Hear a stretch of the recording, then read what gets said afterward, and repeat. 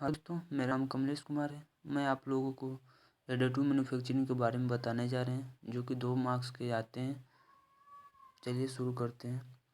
पहला क्वेश्चन दिया है, डिफाइन एडिटिव मैन्युफैक्चरिंग। डिफाइन करिए कि एडिटिव मैन्युफैक्चरिंग क्या होता है। तो answer, additive manufacturing is a layer based automated fabrication process for making scale 3 dimensional physical object directed from 3D CAD data. तो मतलब ऑटो कैड क्या होता है और इससे रिलेशन क्या है। तो देखिए, एडिटिव मैन्युफैक्चरिंग बेस होता है कि 3D प्रिंटिंग ही होता है कि जो 3 डायमेंशन में ही कोई भी ऑब्जेक्ट बना दे, उसी को एडिटिव मैन्युफैक्चरिंग कहते हैं। और ये लेयर बेस्ड होता है, जो कि लेयर बाय लेयर बनाता है।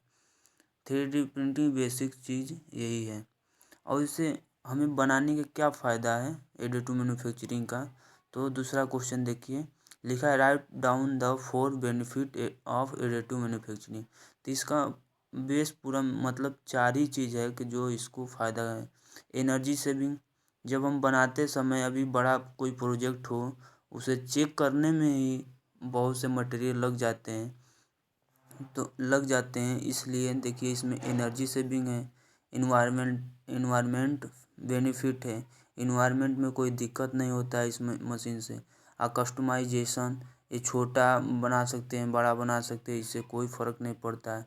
इन्वेंट्री स्टॉक रिडक्शन, मतलब कोई भी चीज़ इन शुरू कर से पहले इसे कम कर सकते हैं, ज़्यादा भी कर सकते हैं, इससे बहुत बेनिफिट होता है। तो अब देखिए क्वेश्चन नंबर तीसरा क्या कह रहा है, इसका डिसएडवांटेज एडिटिव मैन्युफैक्चरिंग क्या होता है। तो इसका डिसएडवांटेज क्या होते हैं, लेकिन इसमें 2 ही चीज़ दिया कि cost of entry is very high. इसको स्टार्ट करने टाइम कास्ट ज़्यादा होता है, और production cost are high, production भी कास्ट हाई होता है। और देखिए चौथा क्वेश्चन दिया है, mention some of the application of additive manufacturing. तो देखिए एडिटिव मैन्युफैक्चरिंग के कई जगह इस समय इस्तेमाल होता है, हर जगह इस्तेमाल हो रहा है।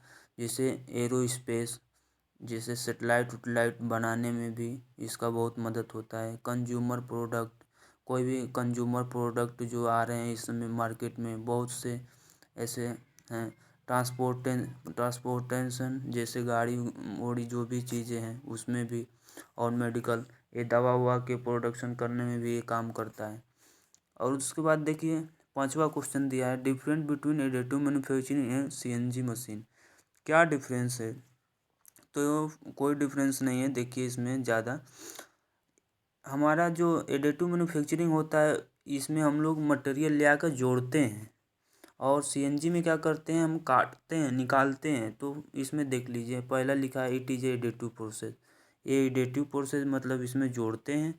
ये it is a subtractive process, CNC इसमें निकालते हैं। कम्प्लेक्स ऑपरेशन होता है, ये कॉम्प्लिकेटेड होता है। ये इजी प्रोडक्शन होता है, प्रोसेस होता है, जिससे कि इसमें प्रोग्राम बना देने पर, रन करा देने पर ये काम अपना करता रहता है। इसमें कई चीज़ें होता है, हाई एफिशिएंसी भी इसका होता है, इसका लो एफिशिएंसी होता है। चलिए दूसरा देखते हैं।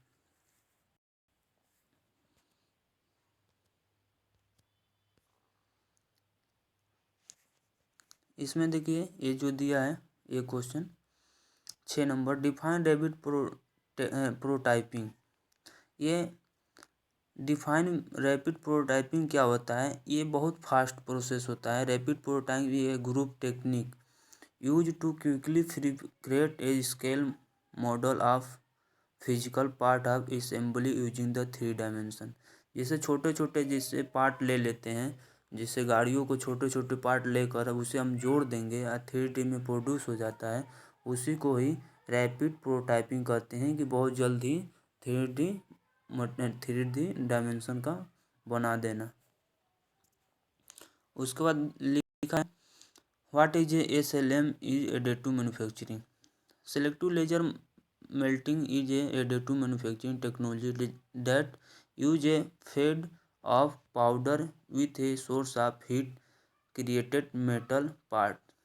इसमें बता रहे हैं क्या होता है कि जैसे जब हम लोग पाउडर बेड फ्यूजन करते हैं, तो उस समय हमारा लेजर मेल्टिंग पॉइंट जो होता है वहाँ पे हीट ज़्यादा ज़रूरत होती है कि उसको हीट करेंगे तो हमारा मटेरियल मेल्ट हो जाएगा और उसके बाद उसमें जो लेयर बाय लेयर चिपकता उसमें लगता जाएगा। उसीलिए ये सिलेक्टिव लेजर मेल्टिंग पॉइंट को यूज किया जाता है।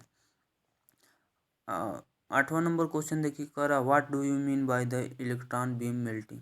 इलेक्ट्रॉन बीम मेल्टिंग ये होता है, जैसे कि इसमें लिखा हुआ है, electron beam melting is a part of the powder bed fusion family. It use A electron beam use metal particle and create layer by layer is desire part.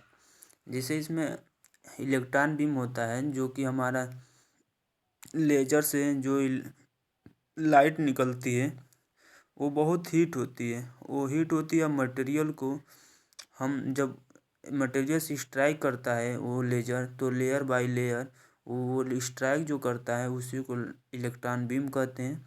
और लेयर बाय लेयर ये Dzire property अपने तरह से इसे बना लेते हैं। जैसे उसके बाद लिखा है define fused layer modelling. Fuse layer modelling a technique is with the thermoplastic material are extrude through a nozzle tip and then the deposit out and substrate leaving behind 3D object when the material is has solidified। देखिए जब nozzle होता है उसमें से हमारा उसमें से material जब डिपॉजिट होता है निकलता है तो लिविंग और सबस्ट्रेट्स उसमें जुड़ता जाता है और 3D में बनता जाता है। जो जुड़ता है उसी को फ्यूज्ड लेयर मॉडलिंग कहते हैं। और ये लेयर बाय लेयर इसको सॉलिडिफाइड करते जाते हैं, कूलिंग लगाए होते हैं, कूलिंग से ठंडा होता जाता है। इसमें 10वां क्वेश्चन दिया है, give 2 advantage and disadvantage of limited object manufacturing. जिससे कि इसमें दिया है 2 advantage and disadvantage limited object manufacturing. Good handling strength, इसका गुड हैंडलिंग स्ट्रेंथ होता है, आराम से इसको यूज कर सकते हैं। इन्वायरमेंटली फ्रेंडली, ये हर इन्वायरमेंटली फ्रेंडली भी है। Disadvantage, need for decubing which required a lot of labour, इसमें लेबर की ज़रूरत होती है। उसके बाद there can be a fire broached. उसके बाद 11वां नंबर दिया है, व्हाट इज ए बायोपोलोटर। ये बायोपोलोटर इसमें यूज किया जाता है बायोलॉजिकल सिस्टम में, जो रिसर्च में जो इक्विपमेंट ऑपरेटर जो प्रोडक्शन जो भी चीज़ यूज जो होता है उसके लिए यहाँ पे यूज करते हैं बायोपोलेटर। Thank you, bye.